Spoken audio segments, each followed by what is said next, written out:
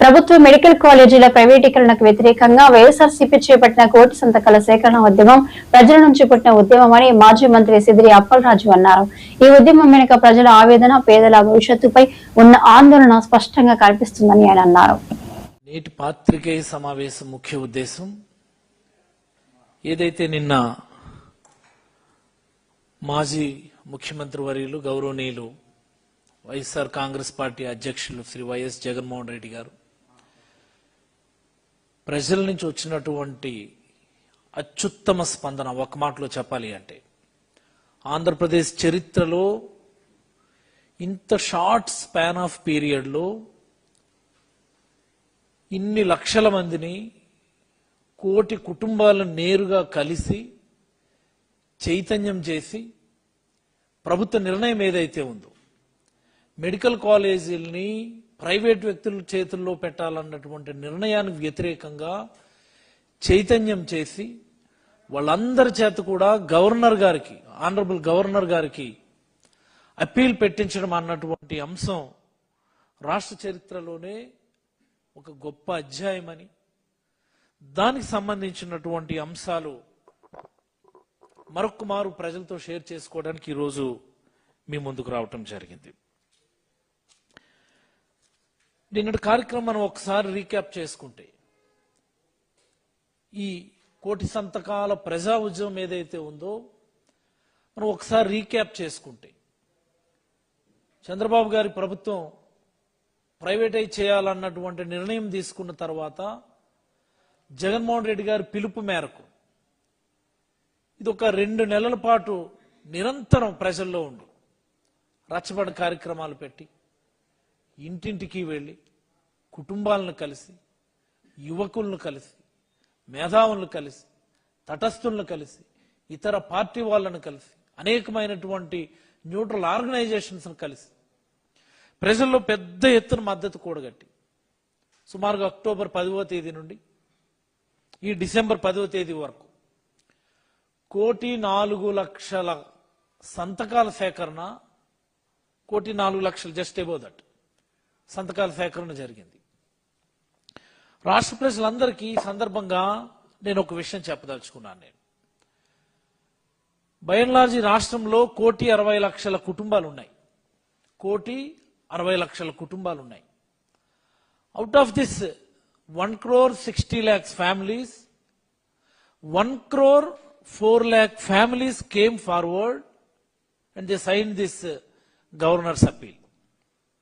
అంటే ఒక్క మాటలో చెప్పాలి అంటే ఈ రాష్ట్రంలో ఉన్నటువంటి మెజారిటీ కుటుంబాలు ఈ ప్రభుత్వ నిర్ణయానికి వ్యతిరేకంగా ఉన్నాయని ఈ సందర్భంగా ప్రజలందరికీ నేను మనవి చేయదలుచుకున్నాను. ఒక రకంగా చెప్పాలి అంటే, ఒక్క మాటలో చెప్పాలి అంటే ఇదో రకమైనటువంటి రెఫరెండం లాంటిది. ఇది ఒక రెఫరెండం లాంటిది. ఎప్పుడైతే ఈ ఉద్యమం మొదలైందో, ఎప్పుడైతే వైఎస్ఆర్ కాంగ్రెస్ పార్టీ కార్యకర్తలు నాయకుడి ఆదేశాలని తూచా తప్పకుండా ఇంటింటికి వెళ్ళి చేరవేయగలిగినారు, ఎప్పుడైతే ప్రతి కుటుంబాన్ని కూడా కలవడం మొదలు పెట్టారు, అనేకమైనటువంటి అంశాలు చర్చకు వస్తాయి. అక్కడ ఒక రాజకీయ పార్టీ కార్యకర్త, ఒక క్రమశిక్షణ కలిగినటువంటి వైఎస్ఆర్ కాంగ్రెస్ పార్టీ కార్యకర్త ఒక ఇంటికి సంతకం సేకరించడానికి వెళ్ళినప్పుడు మెడికల్ కాలేజీల ప్రైవేటీకరణ అంశంతో పాటు అనేకమైనటువంటి ఈ రాష్ట్ర పరిపాలన మీద ఉన్నటువంటి అంశాలు కూడా చర్చకు వస్తాయి. పెన్షన్లు ఎలా ఇస్తున్నారు, చంద్రబాబు గారు చెప్పింది ఏంటి, ఈ రోజు చేస్తున్నది ఏంటి, 50 సంవత్సరాలకు పెన్షన్ అన్నాడు, ఇస్తున్నారా? లేదే. సంవత్సరానికి 3 గ్యాస్ బండ్లు అన్నారు, ఇస్తున్నారా? లేదే. నిరుద్యోగులకి 3,000 రూపాయలు అన్నాడు, నెల నెల, ఇస్తున్నారా? లేదే. మహిళలకేమో 18 సంవత్సరాలు దాటితే 1,500 అన్నాడు, ఇస్తున్నారా? లేదే. రైతు భరోసా 1 year ఎగ్గొట్టేశారు కదా, బాకీ ఉన్నారు కదా. అమ్మఒడి మీరన్న వందనం 1 year ఎగ్గొట్టేశారు కదా. ఈసారి ఇచ్చినా సరే 20 లక్షల మందికి ఎగ్గొట్టారు కదా. 84 లక్షల మందికి ఇవ్వాల్సినటువంటిది ఎంతమందికి ఇచ్చారు? ఎగ్జాక్ట్ ఫిగర్స్ ఇప్పుడు కూడా చెప్పరు లోకేష్ గారు, విద్యాశాఖ మంత్రిగా. అనేకమైనటువంటి అంశాలు చర్చకు వస్తాయి. ఈ ప్రభుత్వం మీద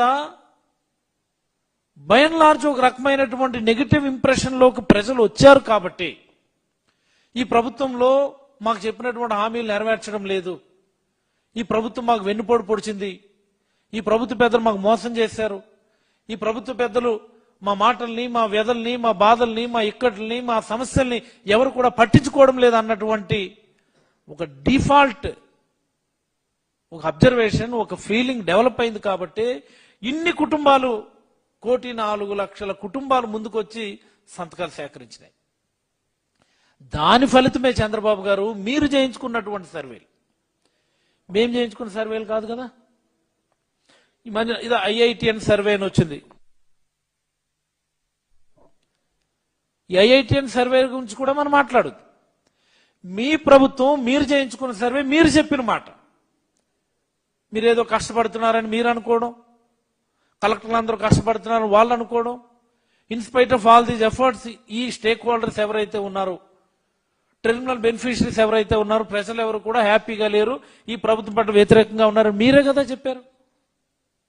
మీరే కదా చెప్పారు. మీరు చెప్పినటువంటి ప్రజాభిప్రాయమే ఈరోజు వైఎస్ఆర్ కాంగ్రెస్ పార్టీ 1,00,00,000 సంతకాల ప్రజా ఉద్యమంలో రిఫ్లెక్ట్ అయిందని నేనైతే తెలియజేస్తా ఉన్నాను. దాని రిఫ్లెక్షన్ ఇది. 1,04,00,000 కుటుంబాలు ముందుకు వచ్చి ఒక రెఫరెండం మాదిరి ఒక సంతకంతో ఈ మెడికల్ కాలేజీలు ప్రైవేటీకరణ మేము వ్యతిరేకంగా ఉన్నాము, ఈ ప్రభుత్వ పనితీరుకు మేము వ్యతిరేకంగా ఉన్నాము, ఈ ప్రభుత్వ పెద్దలు మమ్మల్ని మోసం చేశారన్నటువంటి భావాన్ని వెలుబుచ్చారని నేనైతే మీకు తెలియజేయదలుచుకున్నాను. ఇదే ఆ రెఫరెండం. Very simple. దీనికి ఏం పెద్ద మనం బుర్రబద్దలు కొట్టుకోనక్కర్లే. సుమారుగా ప్రతి జిల్లాలో కూడా 4 లక్షల పైబడి, 5 లక్షల పైబడి ప్రతి జిల్లాలో కూడా ఇంచుమించుగా సంతకాల సేకరణ జరిగింది. మీరు లెక్క పెట్టుకోండి. నేను వచ్చి మీరే మాట్లాడుతున్నారు. కలెక్టరల్ కాన్ఫరెన్స్ లో చంద్రబాబు గారు ఏదో ప్రజలకు వివరణ ఇవ్వాలి ఈ ప్రైవేట్ PPP మోడల్ మీద అన్నట్టు ఆయన మాట్లాడుతున్నారు. ఏమంటారు ఆయన?